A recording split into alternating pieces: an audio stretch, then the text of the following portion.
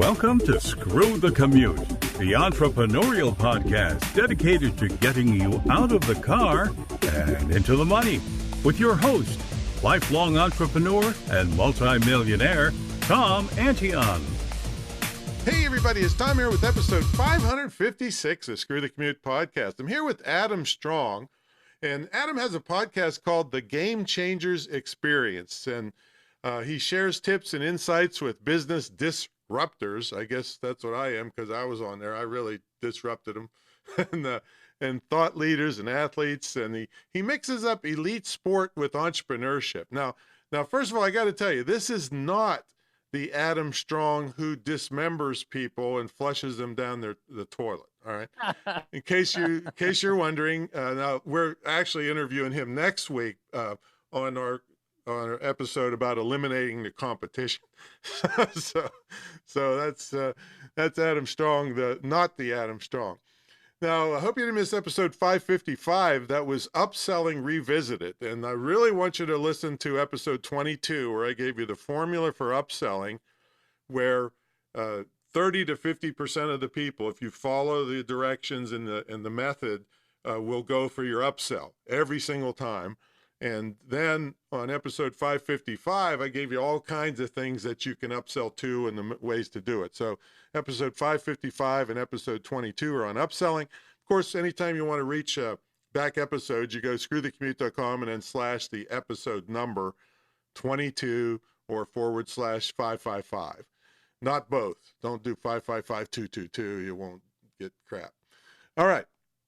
Now, how would you like to make big commissions? Well, we can pay up to $5,000 or even more for referrals for speaking engagements, and wow, everything in between. We've got products in all price ranges. We never get complaints. We never get refunds, because I even forget to do refunds, because we go and we put great quality into our products. So you can really be proud to recommend us. So email me at tom@screwthecommute.com and we'll give you the details on how to do that. Now, pick up a copy of our automation ebook. This ebook has saved me. We actually figured it out, estimated it a couple years ago, of 7.5 million keystrokes, which means that it knocked my workload down like crazy and allowed me to spend time with customers and prospects rather than fighting with my computer and my cell phone. So get a copy of that book. We sell it for $27, but it's yours free for listening to the show at screwthecommute.com/automate free. While you're at it, pick up a copy of our podcast app at screwthecommute.com/app. That's APP. You can put us on your cell phone and tablet and take us with you on the road. Now, we're still going strong with our program our pilot program to help persons with disabilities. We've got 3 people in the program, and guess what? 2 of them are blind. So if you cry the blues on you can't do this and that, go watch their videos on the GoFundMe campaign. They're making videos and they're blind. So I don't want to hear any crying the blues that you can't do this. Anyway, it's a pilot program because we're going to get them trained in digital and internet marketing, get them either hired or in their own business or both. And then I took a grant writing course, so then I'm going to roll it out to really big companies and foundations and help thousands of people with disabilities. So that's something you can really be proud to be associated with. Okay, let's get to the main event. We got Adam Strong here, and he's known as the Game Changer. He's a best-selling author, entrepreneur, international speaker, and founder of the Game Changers Experience podcast, which I told you earlier. He currently runs 3 different businesses and enjoys working with business owners and entrepreneurs of small to medium-sized companies in the professional services industry. Now, Adam is a former elite athlete that trained with Olympic and world champion Sir Mo Farah. Or Farah, I'm not sure, he'll tell us, for 3 years. So, Adam, are you ready to screw the commute? Absolutely. I'm ready to rock. So did I pronounce that right? Is it Farah? You did. No, you said it correct. It's Farah. Farah. I didn't say that. All right. Now, first of all, I have to talk to you about elite athletes. Do they carry like Louis Vuitton bags? Is that what makes them elite, or what's an elite athlete? I don't think they really focus too much on designer outlets. But, An elite athlete is essentially, well, the Winter Olympics is currently on in Beijing right now. That's a classic example of people that are push their bodies and their mental acumen to the highest levels. So that was kind of, for me, my discipline was all in distance running. So so things like half marathon, like 10-mile runs and things like that. So that was kind of like my discipline. That was what I really loved back in the day. Wow. Yeah. So I ran, but not very fast and not very far. I was an athlete most of my life, but it was a very short term running.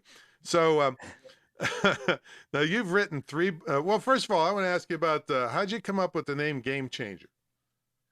Yeah, that's a good question. So I remember, so this was going back about 2 years ago, and just before kind of pandemic kind of hit, and I was kind of going back to my core values about what is it that I really stand for, and I came up with 5 personal values that were really close to and closely related to.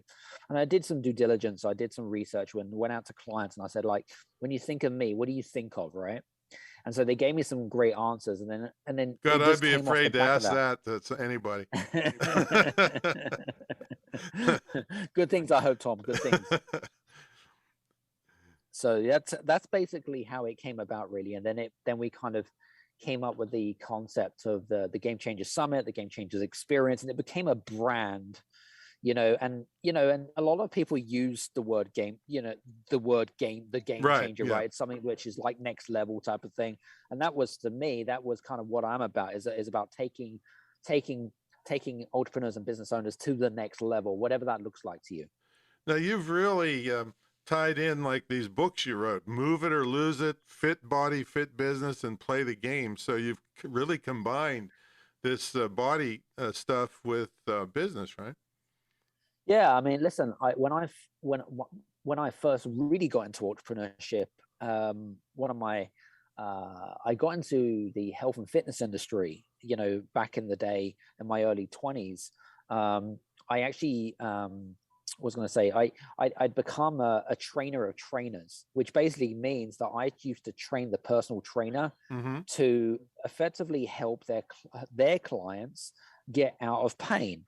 And I used to help them also make more money, because loyalty was really big back in the fitness industry. The more loyal clients you have, the less that you have to go out and go find new clients effectively.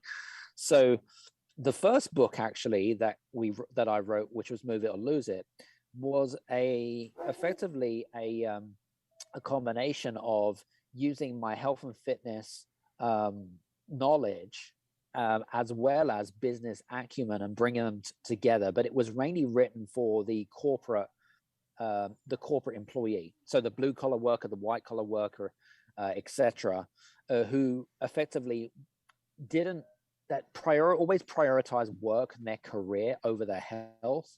And so the idea of Move It or Lose It was, well, if you don't like move your ass type of thing, right? You're gonna lose everything. You're gonna lose your family. You're gonna lose your relationships. You're gonna lose money. You're gonna have to reinvest your wealth that you've earned back into your health, because you're gonna make a sacrifice. So that was kind of how it all came about off the back of that. Now, what's your writing method? I mean, do you write when you're traveling? Like, I know I just talked to you before the show, and if any noise in the background, I have a rescue dog here, folks. So she's all good. She's getting acclimated. But Jenna, quiet, be quiet. You're on the show here now, kid. So you're in Sweden now. You were in the somewhere the last time I talked to you, and then you're heading to Cyprus and all these other places. Do you write while you're traveling? Yeah, that's a good question. Most of the time when I'm traveling, I'm either traveling on my own or I'm traveling with my kids. Obviously, traveling with kids, there's no writing happening because I've got very young kids. So no, when in fairness, when it came to writing, what I tend to do is I have to go into a state of focus and self-discipline. That's what athletes are very good at, self-discipline. Yeah. The habit of self-discipline. I always find that depending on obviously what the topic is, what the message is, etc., and who you're writing for, is going to depend on how your work rate works out, right? So for me, I tend to work much better when it comes to writing a book around lunchtime. It tends to be my super focus time. I can really get my head down. I'll do like 60 to 90 minutes of just pure written stuff, and then I just stop and move on to something different. Because if you focus too much on something, then it's just not a good thing. Like for me, I just do it in short bouts, and then over to 6, 8, 10 week period, depending on how big the book I want it to be, it's going to depend on how disciplined I am in order to get the words that I need to get. So if I need to get the 40,000 words, then how many words do I need to get and break it down, reverse engineer, and then go from there. So that's kind of how I work. But my mapping was really good for me as well. My mapping works really well for me in creating the books. So, I mean, I've written 3 books now. So, I'm kind of used to it. It's not my favorite way of creating content, in fairness, Tom. Doing things like this is something that I really enjoy doing, like creating audio and video content. But I seem to have found a little bit of a technique going. Now, since you're an elite athlete, I'm sure you have a nutrition aspect to your regimen. Is that fair? Yeah, that's a good question. I'm a big believer, right? So and I talk about this a lot in my speaking, is energy, right? Right. Entrepreneurs and business owners in particular, they really underestimate the currency of energy, right? So what you put into your mouth and also into your mind, because if we look at energy in 4 different aspects, Tom. We look at emotional energy, we look at spiritual energy, we look at mental energy, and we look at physical energy, the physical form of energy.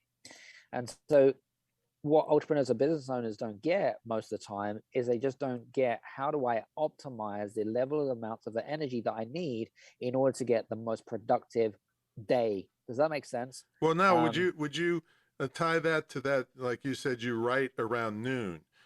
Did you prepare to have a super high energy at noon by what you ate in the morning?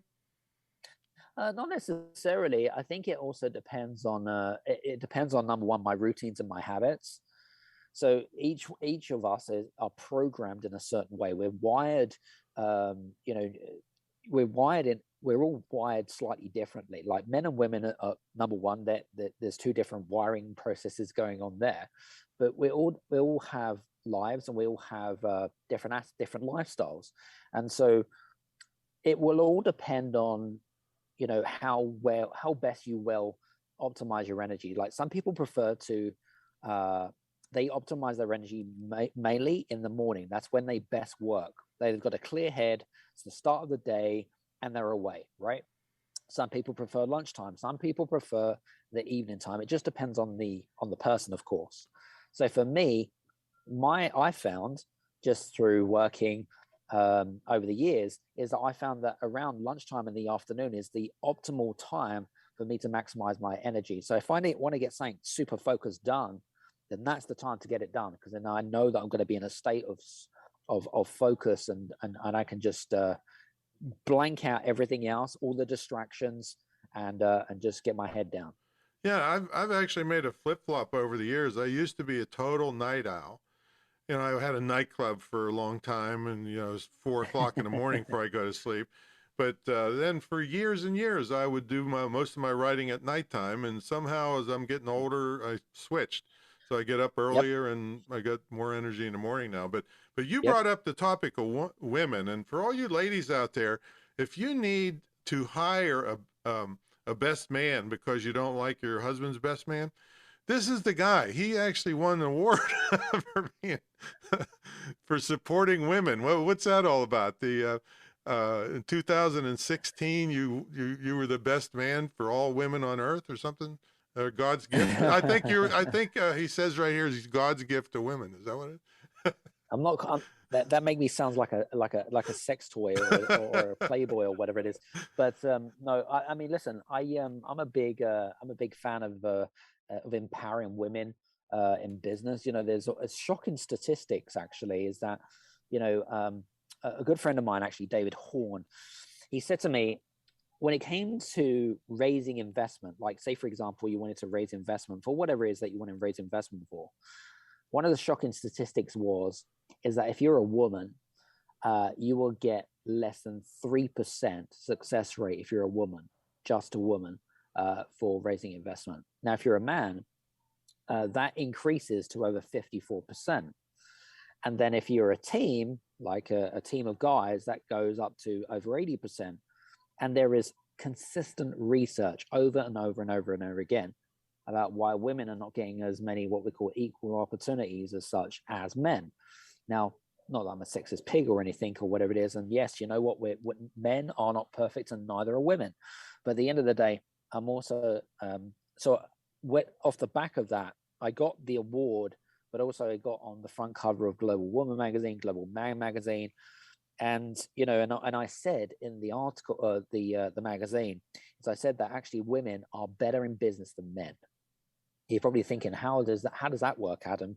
So I talked a little bit about empathy. I talked a little bit about negotiations. I talked a little bit about from the female perspective, what skills they bring to the table that men do not, or have a lack of, should we say? And it went really well. And was very well received. So that's how that came about. Well, good for you. Good for you. I'm not a sexist pig. I'm just a pig. So I left the sexist part out.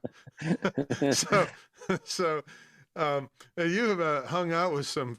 I see John Travolta here. You shared the stage with. Now here's some things that kind of cracked me up, because I know one of these people. I was at a party with John Travolta. He was just the nicest person in the midst of all everybody, you know, chasing him around. But you don't see Vanilla Ice, 50 Cent, and Nito Quabain in the same sentence there.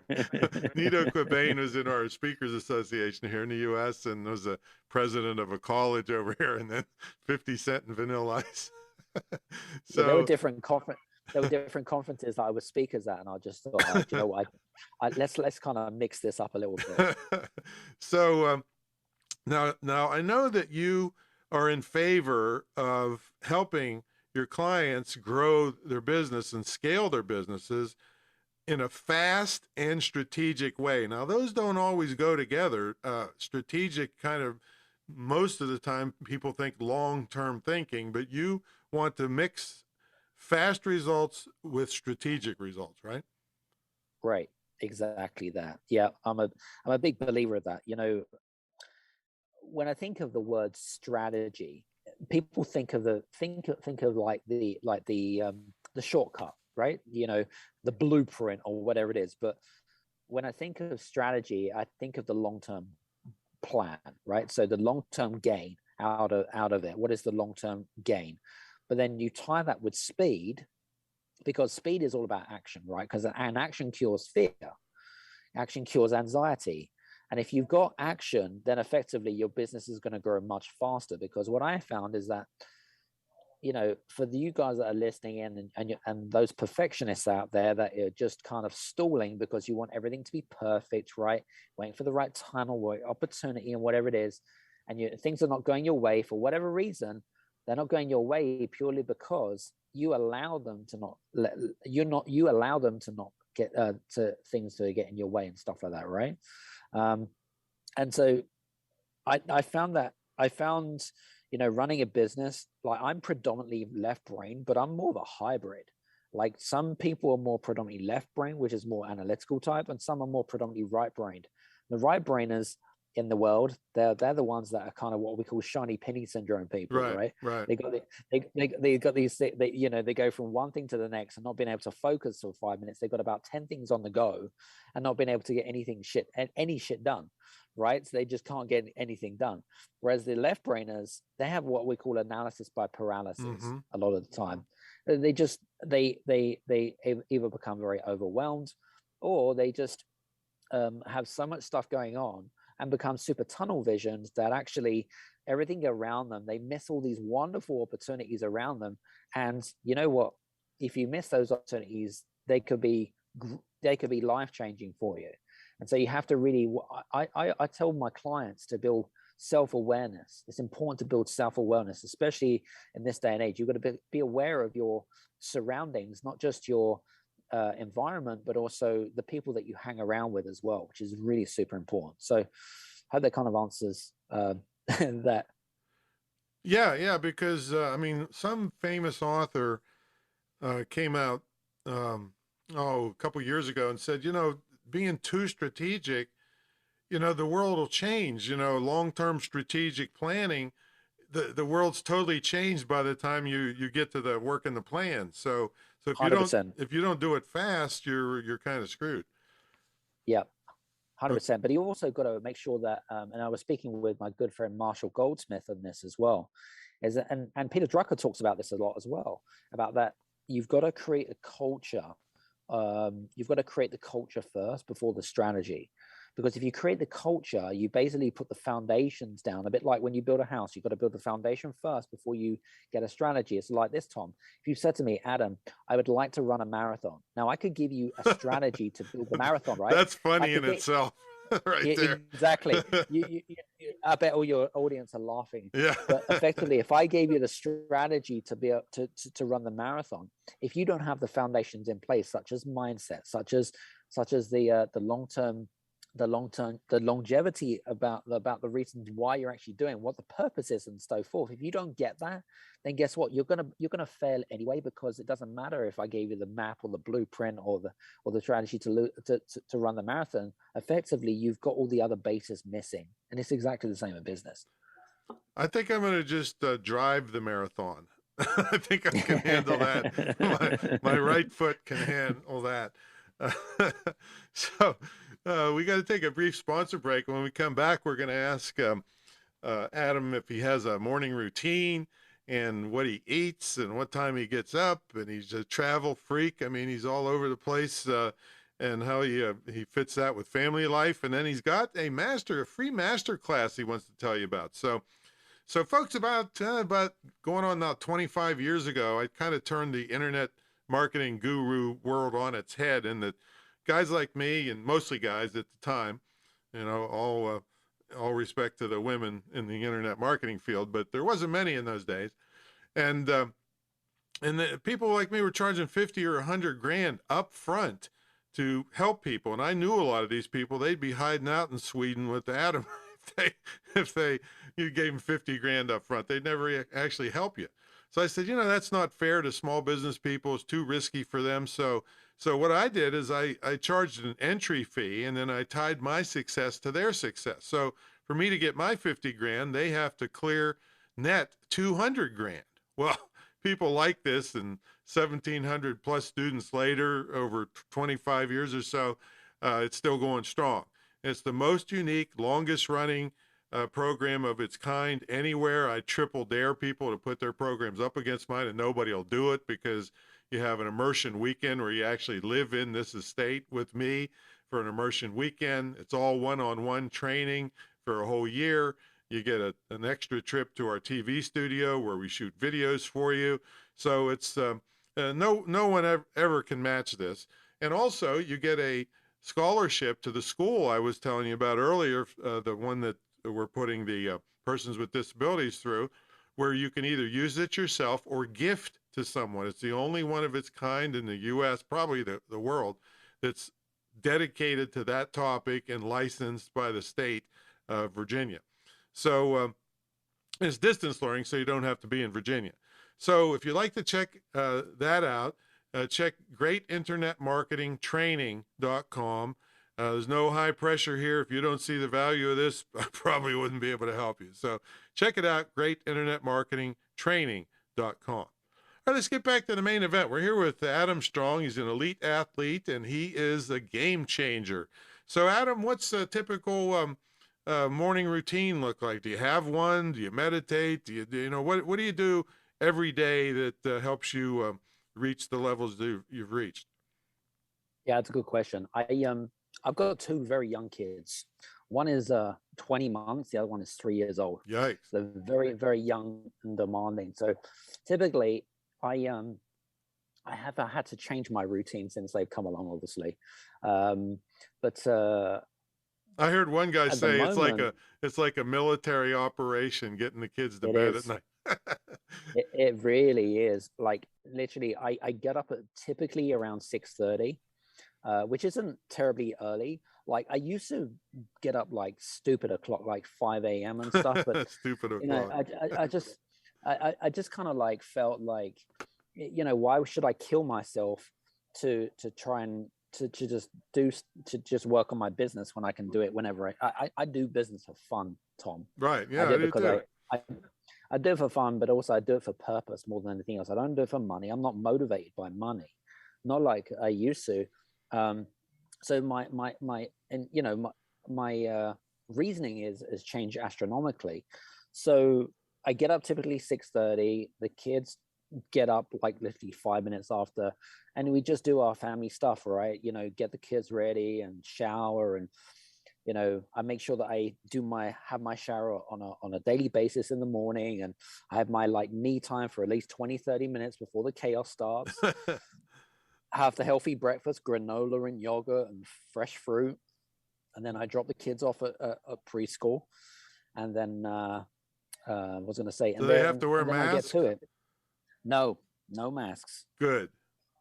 No masks. No masks. No, they're too young. Can for you that. imagine No. running your long distance and how they're forcing some of the people to wear masks to do it?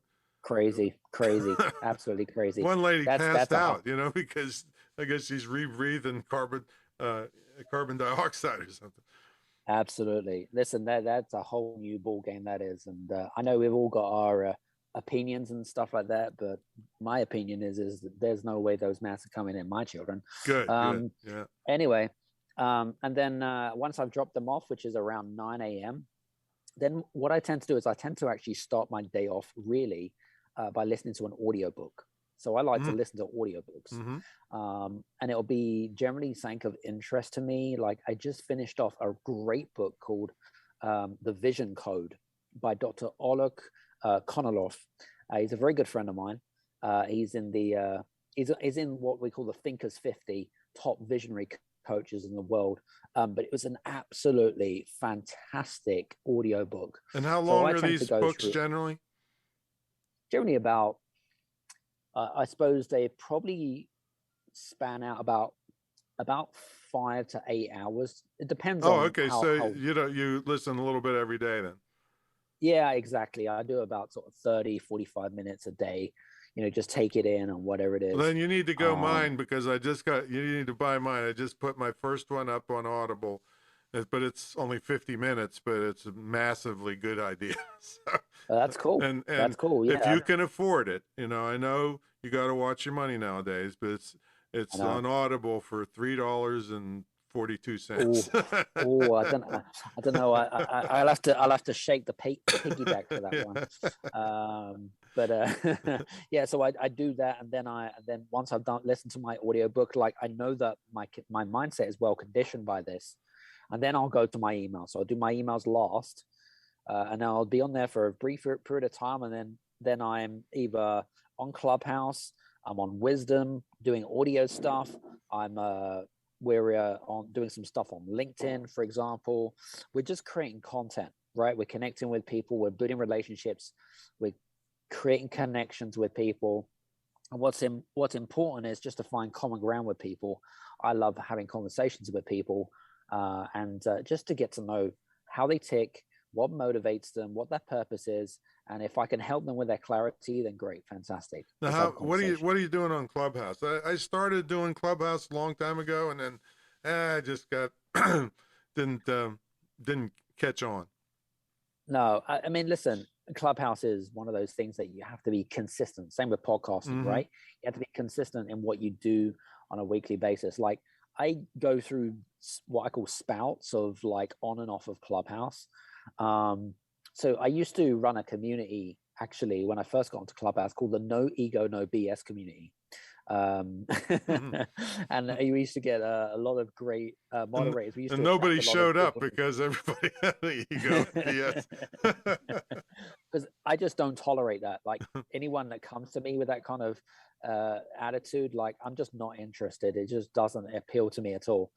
But effectively, I've actually found a really interesting tribe on Clubhouse that I've really leaned into, and they're called the Entrepreneurs and Leaders Club. And they're honestly, some of the people in there, they're like really ethical, integrity-led leaders that I love to like rub shoulders and just what's the name kind of of it? like bounce ideas. It's called the Entrepreneurs and Leaders Club. Entrepreneurs or entrepreneurs? Entrepreneurs and Leaders Club. How do you That's the spell it? name of the club on How do you Clubhouse. spell the first part? Entrepreneur. U-L? No, entrepreneur. Oh, yeah, okay, Entrepreneurs and Leaders Club. It sounded like entrepreneur, but that's a good name. Entrepreneur sounds pretty good too. That sounds pretty good. So yeah, but it's a great community. They've got about 12,500 members in there. We run regular rooms on there. We just have different topics. We don't do salesy stuff. We just bounce and have fun and have conversations. It's just great fun. So yeah, I really found my tribe on there. And then what else can I say? So and then we've also we just started off a private feed as well on a platform called Hello Audio. I don't know if you've heard of that one, Tom. Mm-hmm. So we just started kind of playing around with that, seeing how that takes us off as well. We're just creating some new audio series about that, and just for me, I like to experiment. I like to experiment and adapt and stuff like that. So yeah, my thing is, I've been around so long with this stuff that I use what I call dull edge technology. I don't get on the cutting edge of anything. I didn't even get on Facebook till they had 1 billion users, because I had been through the MySpace thing, where MySpace was it was the end all be all, and then it's gone. So I wait till something's really proven. And what I kind of feel like is going to happen is Facebook, Instagram, somebody's going to just take over, because Clubhouse is going so great. Somebody's going to buy it out and integrate it into their thing, and then it'll change. So that's what happened with Instagram, and that's what I think LinkedIn audio is going to be the big one, though, because that's in beta version. I've been on a few rooms, and I really like the LinkedIn audio. Yeah, that's what I mean. Cool. They copy each other. Like, Instagram came out with Reels because TikTok was going so crazy, so they're so it's hard to find a place to stick with that's, is going to be there. But tell us about your master class.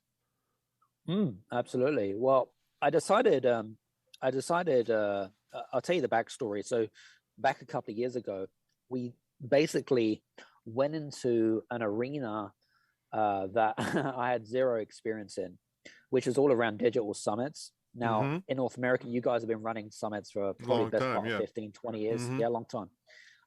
But in Europe, it's a very new way of working. It's a very new way of taking in content on a very high level. And so after doing some due diligence and research, I decided to, I came up with this massive vision. And the vision was all around like taking people from a place of fear and uncertainty to a place of safety and security effectively. So a lot of the big gurus loved what I did to create this vision and the big event promise. So we created all of that and basically created some wonderful collaborations. And so we've now done 3 summits, so 3 large summits. And over those 3 summits, we've obviously learned a lot, what works, what doesn't work. We've managed to raise over 6 figures, managed to raise over 5,000 qualified leads, but also how to create huge visibility by getting in the media. So one of the big magazines in the US called Influential People magazine, I think it's called. So I was on the front cover of that magazine. I think it was like this time last year or something, from all the work that we were doing and stuff. So it's just great to get some great attention. And so the masterclass, what I'm going to be teaching on that is I'm going to be teaching the methodology about the things that I did within the summit and some of the things that you can do if you want to create your own summits. And I'm going to teach you just basically what I did effectively, like step by step. And it literally is just going to be like learning and teaching, and you're just going to learn so much stuff about digital summits. But some of the things that like what really petrifies people from, kind of stepping themselves into the unknown, right? I had zero experience in this, Tom. Like, if I can do this with zero experience and raise six figures and create a hell of a lot of leads and get into the media, then anyone can do it. So that's the whole point of the masterclass, is really to, it's really to be able to educate people and give people an idea about what is actually, potentially available to people. So that's what the masterclass is going to be sharing. Now, I'm not sure you really did your due diligence, because I somehow missed my invitation to be on one, but I don't know how that happened. It says it had to be an oversight on your part from the must have been. You're tired for taking care of the kids and running all, so I'll speak to the team about that one. So when's it coming up? Well, we just had our last summit, the masterclass. The masterclass. Oh, the masterclass. Yeah. The masterclass comes out on February 23rd. Oh, coming right up. Okay. It's going to be at 1 p.m. Eastern Standard Time. So, which is at 10 a.m. Pacific Standard Time. So, if you're interested in joining us, it's a free learning, free teaching. It's going to be about 90 minutes. It's going to be people from all over the world on the call. Feel free to click on the link. I believe that. Yeah, we're going to put it in the show notes for you. In the show notes below. So, what platform are you using? In terms of for the masterclass? Yeah. Oh, we're just going to use Zoom. Zoom. So okay. Okay. Yeah, it's just a simple Zoom meeting and whatever it is. But for you guys that are interested in it, it's a bit.ly/digital-summit-masterclass. But like I said, Tom will put it in the show notes below. Got it. Awesome. Okay, great. Well, great. Thanks for coming on, man. And I know you're busy. You're running all over Europe, so I haven't been on a plane in 2.5 years, and I'm happy to sit here and do that stuff. So check it out, the masterclass, folks. And Adam is living the lifestyle business. Got little kids, works around it, and doing his thing. So thanks so much for coming on, man. Yeah, I appreciate the invitation, Tom. It's great to be on the show. Hope you guys enjoyed it as well. Okie doke. So we'll catch everybody on the next episode. See you later.